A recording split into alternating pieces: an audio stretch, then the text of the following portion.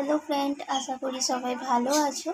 তো আমি আজকে আবারও ফিরে এলাম মায়ের রন্ধনশালা এবং ব্লগার চ্যানেলে প্রতিদিনের মতো রান্নার ভিডিও নিয়ে। তো আজকে আমি এখানে বানিয়ে আপনাদের সাথে শেয়ার করব চিংড়ি মাছের ভাপা। তো এই চিংড়ি মাছ তো সকলেরই একটি পছন্দকর মাছ। তো এই চিংড়ি মাছ তো অনেক রকম রেসিপি বানিয়েই আপনারা বা আমি খেয়ে থাকি।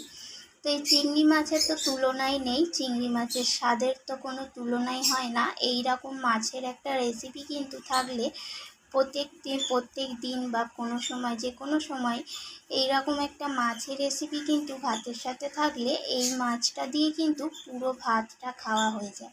আর সেখানে যদি হয়ে থাকে চিংড়ি মাছের ভাপা, তাহলে তো আর কোনো কথাই হয় না। তো দেখুন, আমি এর থেকে আর বেশি কথা না বাড়িয়ে, তো এখানে দেখুন আমি চিংড়ি মাছ নিয়েছি। তো এখানে দেখতেই পাচ্ছেন চিংড়ি মাছগুলো বেশ বড় বড় সাইজেরই আছে। তবে এই চিংড়ি মাছগুলোকে আগে আমি চিংড়ি মাছটাকে ভালোভাবে ছাড়িয়ে নেব খোলাটাকে।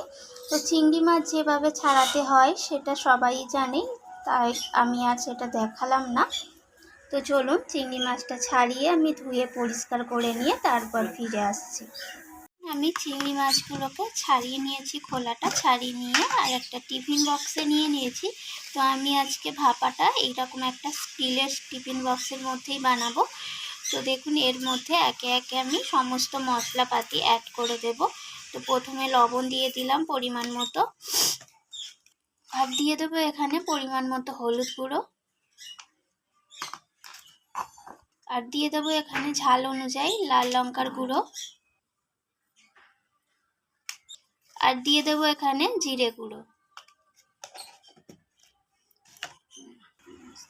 এরপর আমি এখানে একটা পেঁয়াজকে ঘষে রেখেছিলাম, মাঝারি সাইজের পেঁয়াজ। তো সেই পেঁয়াজটাকে আমি এখানে দিয়ে দেব। তো আমি এই পেঁয়াজটাকে আমি গ্রেটারে গ্রেট করে রেখেছিলাম। তো চাইলে এখানে মিক্সিতে পেঁয়াজটাকে পেস্ট করেও নেওয়া যেতে পারে। আর দিয়ে দেবো এখানে আমি মাছের পরিমাপ অনুযায়ী রসুন বাটা, আর দিয়ে দেব মাছের পরিমাপ অনুযায়ী আদা বাটা।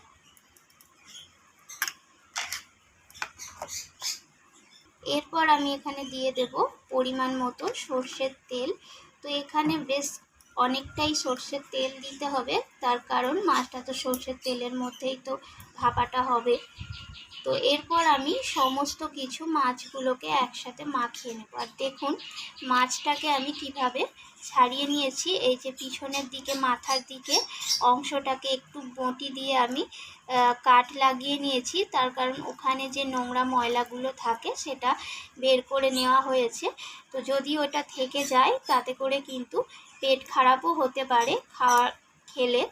তো এখন আমি চিংড়ি মাছগুলোকে ভালোভাবে হাতের সাহায্যে মশলার সাথে মাখিয়ে নেব, যাতে করে সমস্ত কিছু মশলা এমনভাবে মাখাতে হবে চিংড়ি মাছের মধ্যে যাতে ঢুকে যেতে পারে।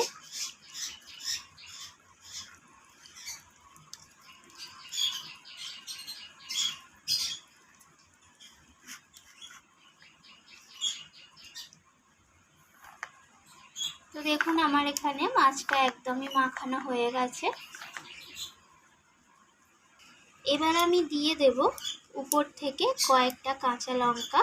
তো কাঁচা লঙ্কাটা কিন্তু এর মধ্যে একটা দারুণ ফ্লেভার আসবে।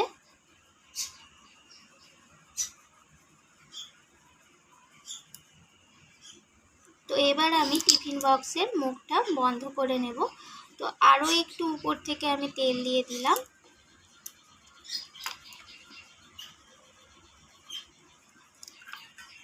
এবার টিফিন বক্সের মুখটা ভালোভাবে টাইট করে বন্ধ করে নেব। এদিকে দেখুন আমার হাঁড়ির মধ্যে ভাত ফুটছিল। তো আমি এর মধ্যে টিফিন বক্সটাকে দিয়ে দিলাম। তো আমার মনে হয় এখানে যদি এইভাবে ভাতের মধ্যে টিফিন বক্সটা দিয়ে ভাপানো যায় তাতে করে কিন্তু মাছের টেস্টটা অনেকটা ভালো আসে। আর চাইলে এখানে আপনারা জলের মধ্যেও ভাপিয়ে নিতে পারেন। বন্ধুরা এখানে আমি ভাতের থেকে নামিয়ে নিয়ে আমি এখানে কড়ার মধ্যে জল দিয়ে দিয়েছি, আর তাতেই দিয়ে দিয়েছি, কারণ আমার ভাতটা হয়ে গিয়েছিল। তো সেই কারণে আমি কড়ার মধ্যেই করে নিলাম। তো এখন আমি এটাকে ঢাকা দিয়ে প্রায় 20 মিনিটের মতো রান্না করে নেব। দেখুন বন্ধুরা, এখানে তৈরি হয়ে গেল চিংড়ি মাছের ভাপা। তো আমি ঠিক 20 মিনিট পর ভাপিয়ে নিয়েছিলাম যেটা, তো 20 মিনিট পর আমি এটাকে নামিয়ে নিয়েছিলাম। তো নামিয়ে নিয়ে দেখুন এখন আমি পরিবেশন করে দিয়েছি। তো দেখুন ভাপার কালারটা কতটা দারুণ এসেছে। আর এইরকম যদি একটা চিংড়ি মাছের ভাপার রেসিপি থাকে, তো এটা দিয়েই কিন্তু সমস্ত ভাতই খেয়ে ফেলবেন। তো আরও দুটো বেশি ভাত খাবেন। তো রেসিপিটি কেমন লাগলো অবশ্যই আমাকে জানাবেন। আর দেখুন ভাপার কালারটা কতটা দারুণ এসেছে। তো রেসিপিটি ভালো লাগলে লাইক শেয়ার করতে ভুলবেন না। তো আমি আবারও ফিরে আসবো অন্য কোনো রেসিপি নিয়ে। আজকের মতো এইটুকু। ধন্যবাদ বন্ধুরা।